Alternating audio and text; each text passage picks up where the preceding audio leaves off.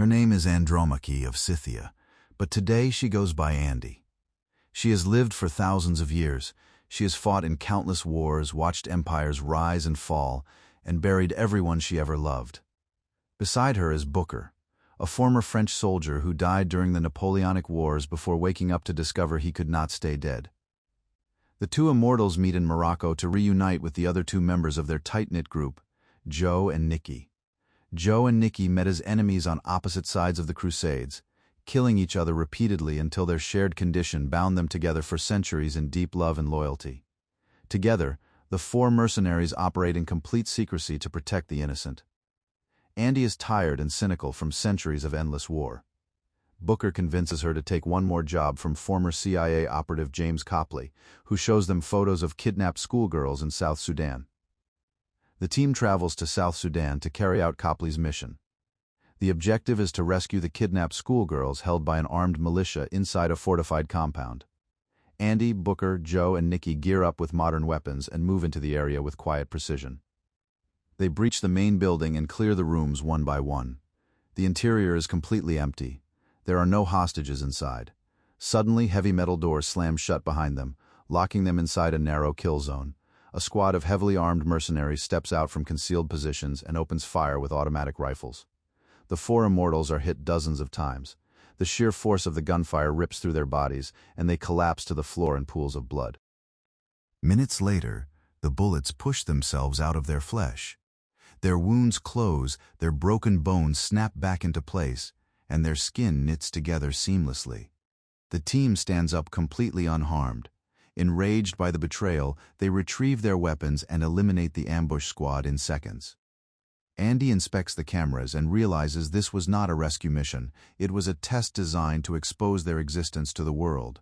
Thousands of miles away in Afghanistan, a United States Marine named Niall Freeman leads a search team through a dangerous village. During a tense standoff inside a house, an insurgent ambushes Niall and cuts her throat with a blade. She bleeds out on the floor and dies in the arms of her fellow soldiers. Niall is transported back to the military base. Hours later, she wakes up completely healthy. Her throat shows no scar, and medical tests reveal no signs of injury or trauma. The military doctors are baffled and place her in strict medical isolation, suspecting an unexplainable biological anomaly or a cover-up. Niall feels terrified and confused. Andy, Booker, Joe, and Nikki experience violent, synchronized dreams. They see Niall dying and waking up.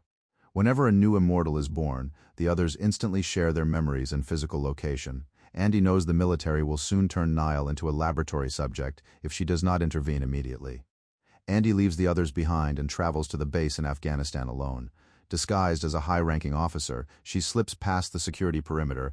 Niall tries to fight back, but Andy easily subdues the younger soldier with centuries of combat experience, carries her out of the facility, and secures her inside a transport vehicle.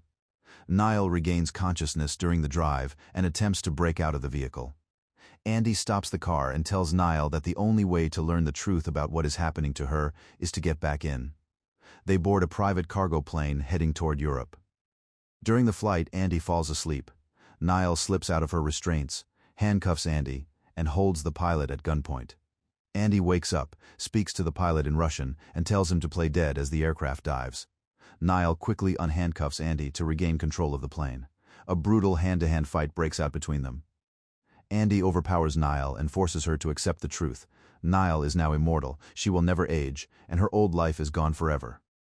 In London, James Copley meets with Stephen Merrick, the ruthless chief executive of a massive pharmaceutical empire. Copley reveals the surveillance footage from South Sudan, showing Andy and her team resurrecting from death. Merrick sees the immortals as living patents worth billions. He orders his private security force to capture them alive so his scientists can harvest their tissue, extract their bone marrow, and exploit their abilities. Andy brings Niall to a secluded church in France, where Booker, Joe, and Nikki are waiting.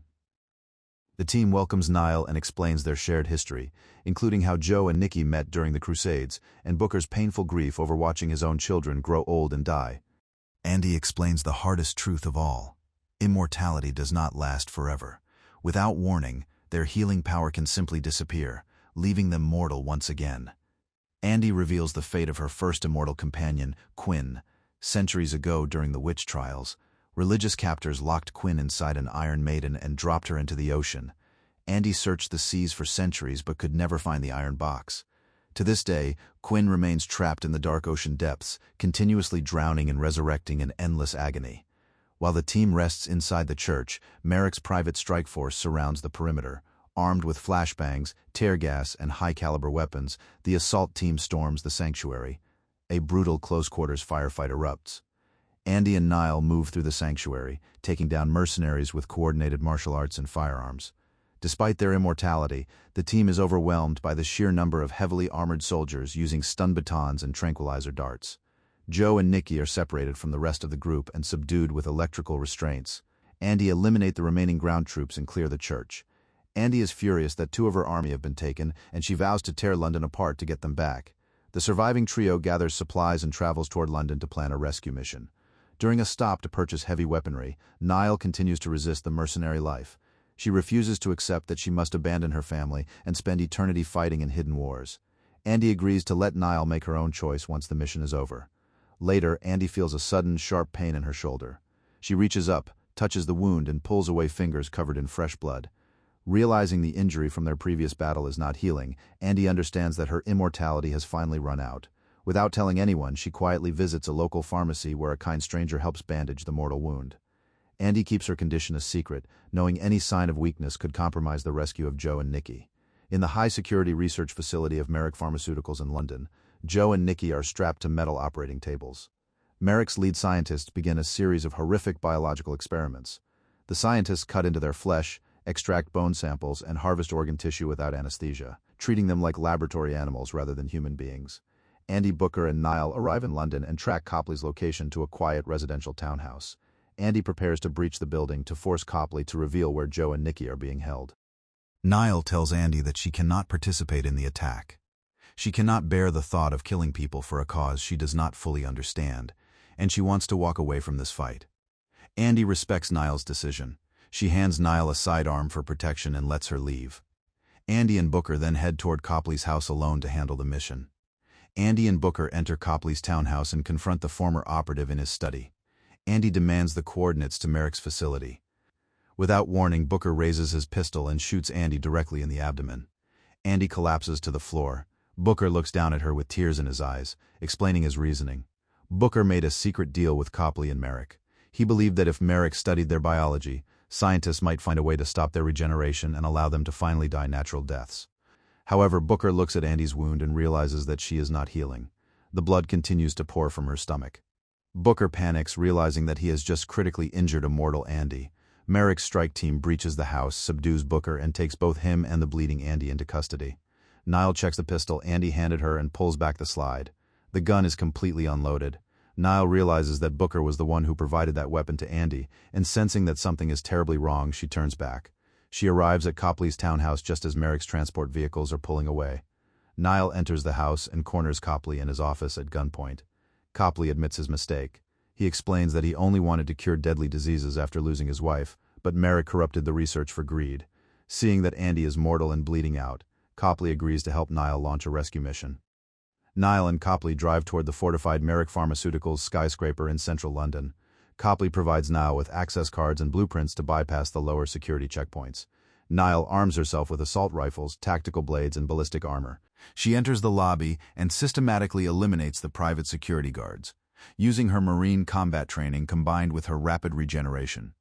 Niall breaches the laboratory doors, takes out the security detail inside the lab, and frees Joe, Nikki, and Booker from their restraints. Joe and Nikki immediately grab weapons and embrace each other, ready to unleash their fury on Merrick's private army. The team fights their way up Merrick Tower through waves of private security. Joe and Nikki lead the assault while Niall acts as a shield for Andy, who is fighting as a mortal. At the executive penthouse, Merrick corners Andy with a shotgun. Niall sprints forward and tackles Merrick through the high-rise window. They plunge hundreds of feet to the pavement. Merrick dies instantly on impact, while Niall's broken body heals completely, ending the threat once and for all. The team gathers in a quiet pub by the coast to address Booker's betrayal.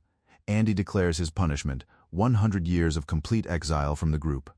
Booker accepts the sentence with grief, knowing Andy is now mortal and will be long dead before his exile is over. Copley reveals decades of historical research to Andy, Niall, Joe, and Nikki. Every person they saved across centuries created lineages of scientists, innovators, and leaders who advanced humanity.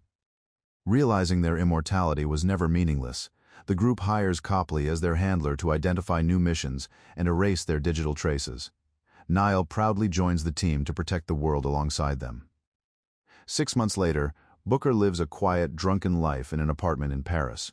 Returning home one night, he finds a woman sitting in his living room holding a glass of wine. It is Quint, having finally escaped her watery grave at the bottom of the ocean. Thanks for watching. If you enjoyed this video, don't forget to subscribe and turn on notifications so you never miss an update.